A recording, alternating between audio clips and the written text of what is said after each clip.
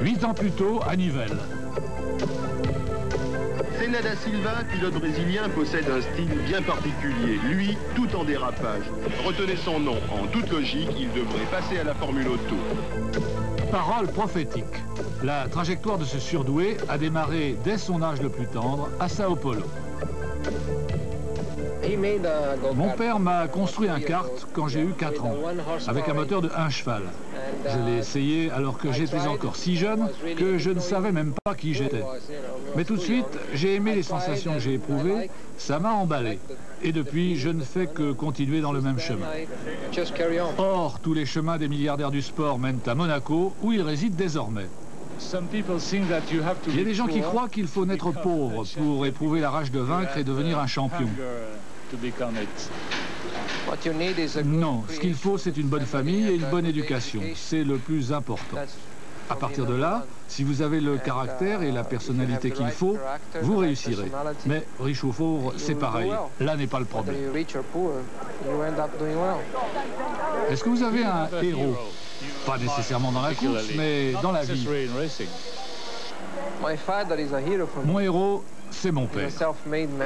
Un homme qui s'est fait tout seul et qui, tout au long de son existence, s'est toujours montré d'une honnêteté absolue. Je l'admire énormément. Des hommes comme lui, il n'y en a pas beaucoup. Et puis, il y a quelqu'un qui compte aussi beaucoup pour moi.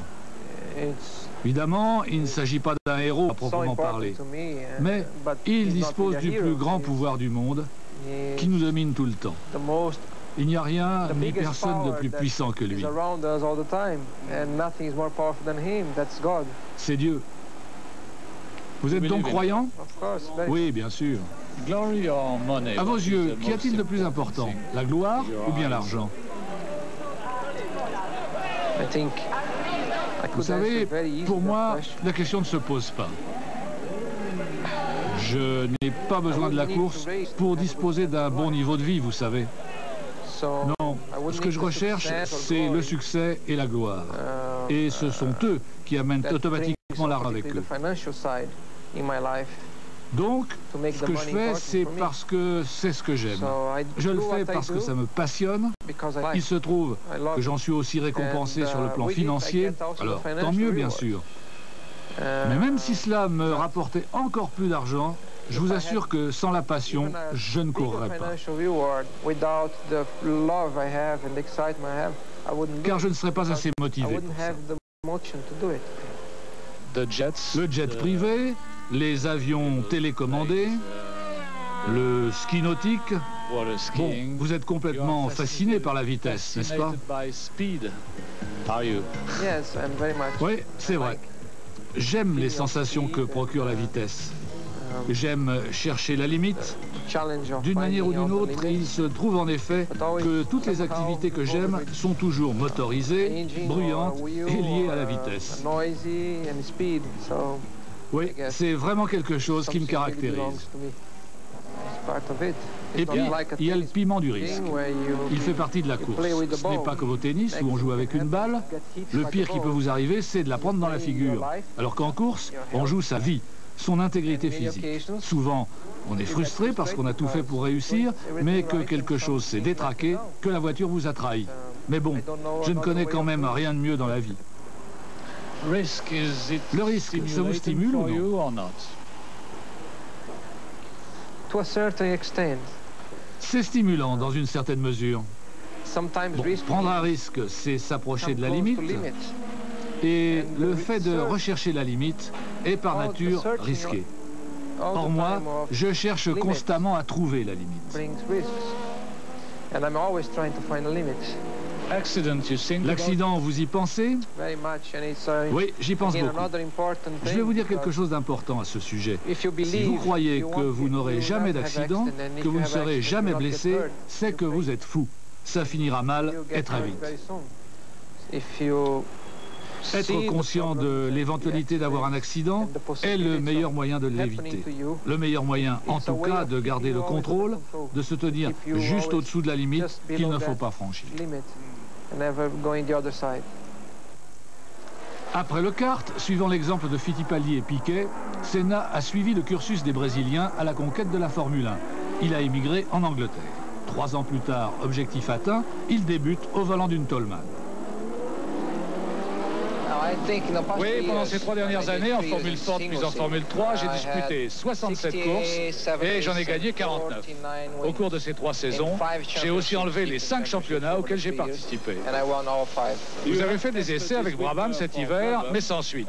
Si j'ai bien compris, Nelson Piquet n'avait pas trop envie que vous deveniez son coéquipier, n'est-ce pas? Je ne peux pas dire qu'il était emballé par cette perspective, mais c'est tout ce que je peux dire à ce sujet.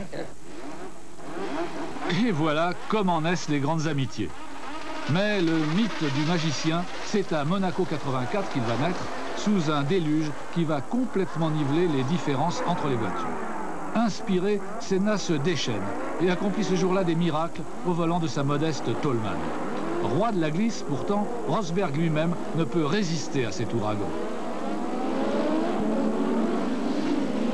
Pas plus que Lauda qui devra s'incliner à son tour. Devant, bientôt, il n'y aura plus que Prost entre Senna et sa première victoire en Formule 1. Mais la course sera interrompue avant le terme, au moment où il surgira sur les talons d'Alain. Aussitôt, les managers des écuries de pointe se disputent ce prodige. 3 mois plus tard, sans scrupule à l'égard de l'écurie qui lui a mis le pied à l'étrier, Senna signe chez Lotus. Vous considérez qu'il faut être coriace dans la vie? Est-ce votre nature? Êtes-vous un dur? Non, pas du tout. Moi, je suis un tendre. Enfin, tant que les gens se conduisent correctement, se montrent droits.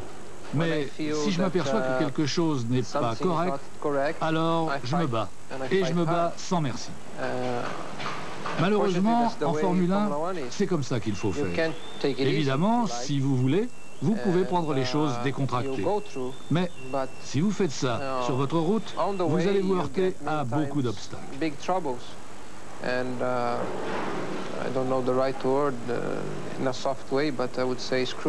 Et vous allez vous faire avoir.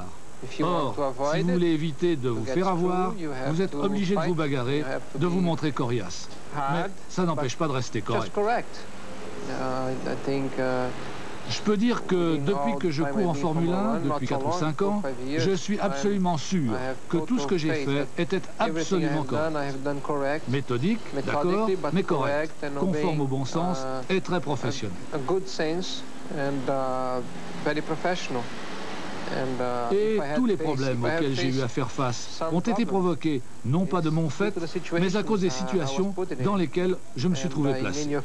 Souvent, je le sais, j'ai joué le rôle du méchant, alors que je ne faisais que me battre contre des choses que je considérais comme incorrectes ou inopportunes. Vous êtes-vous fait quand même des amis en Formule 1, ou bien considérez-vous que c'est impossible? Oh, j'ai des amis. Oui, peu, mais quelques-uns quand même. Il faut dire que l'environnement dans lequel nous vivons ne favorise pas l'amitié, car nous vivons tous dans des pays différents, nos modes de vie sont différents, nous n'avons pas les mêmes passe-temps et nous ne nous rencontrons que pour nous affronter sur la piste. Le simple fait d'être en compétition n'aide pas les gens à devenir des amis.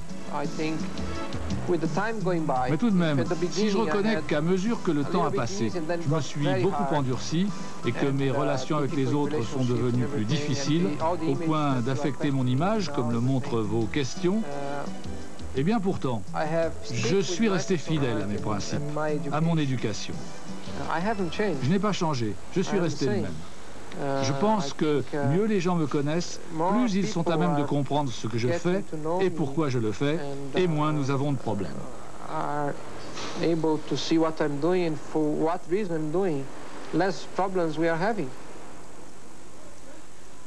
Celui qui le connaît sans doute le mieux en Formule 1, c'est son compatriote Mauricio Gugelmin, qui fut son protégé et avec lequel il a d'ailleurs partagé sa maison tant qu'il a résidé en Angleterre. Or, le jeune espoir brésilien, quand on s'étonne devant lui du manque apparent de chaleur humaine d'Ayrton Senna, révèle un tout autre aspect de la personnalité du champion. Ce qui est curieux, c'est que quand vous le connaissez bien et que vous partagez sa vie en dehors des circuits, à exercer d'autres activités que la course, vous vous apercevez alors que c'est un garçon comme les autres qui aime bien s'amuser. Je dirais même qu'il se comporte souvent comme quelqu'un de plus jeune que son âge. Est-il généreux? Oui, très généreux même. Il a beaucoup de cœur. Il met longtemps à aimer les gens, mais une fois que c'est fait, s'il peut vous aider, il fera le maximum.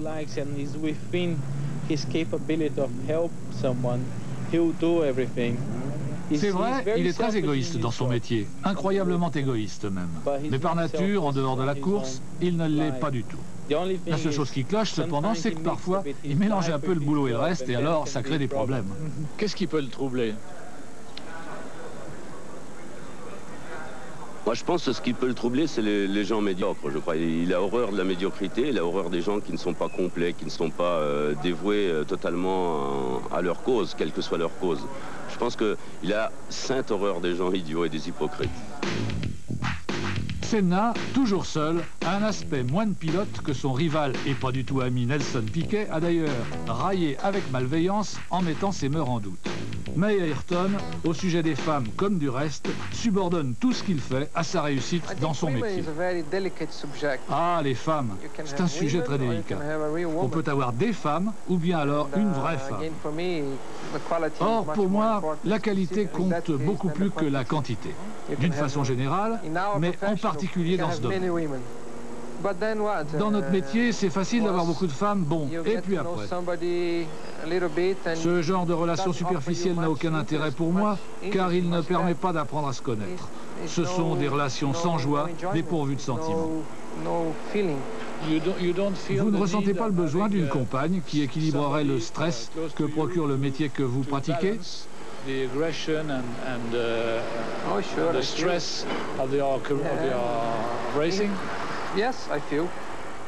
Oui, bien sûr que je le ressens. Mais au bout du compte, aujourd'hui, vu le métier que je pratique, je ne crois pas que je serais mieux si j'avais une compagne régulière à mes côtés. Sur les circuits, Senna est inabordable. Il se protège en revêtant une carapace qui l'isole de tout ce qui n'est pas directement lié à la préparation de sa course. Regardez le tâter de la semelle, l'adhérence de la piste sur la grille avant le départ. De tous les pilotes, il est assurément le plus méticuleux. Et aussi, sans doute, le plus profondément concentré.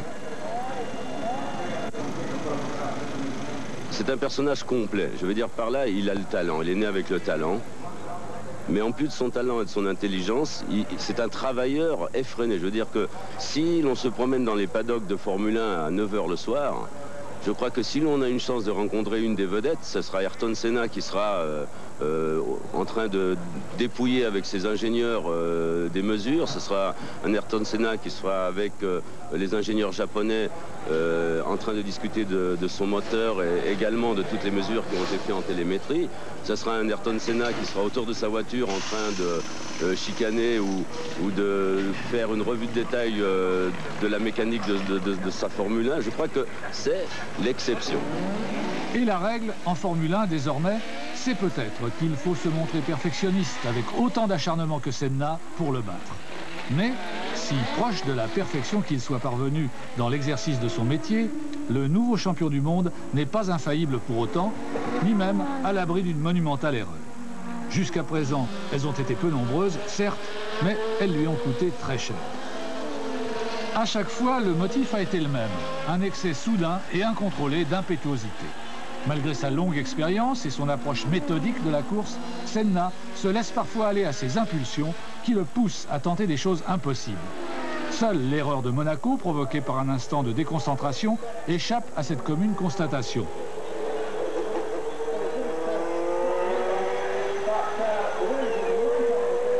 Le défaut de la cuirasse de Senna, c'est donc qu'il ne sait pas perdre quand il ne peut plus gagner. La froideur qu'il affecte cache en fait un tempérament trop prompt à s'enflammer.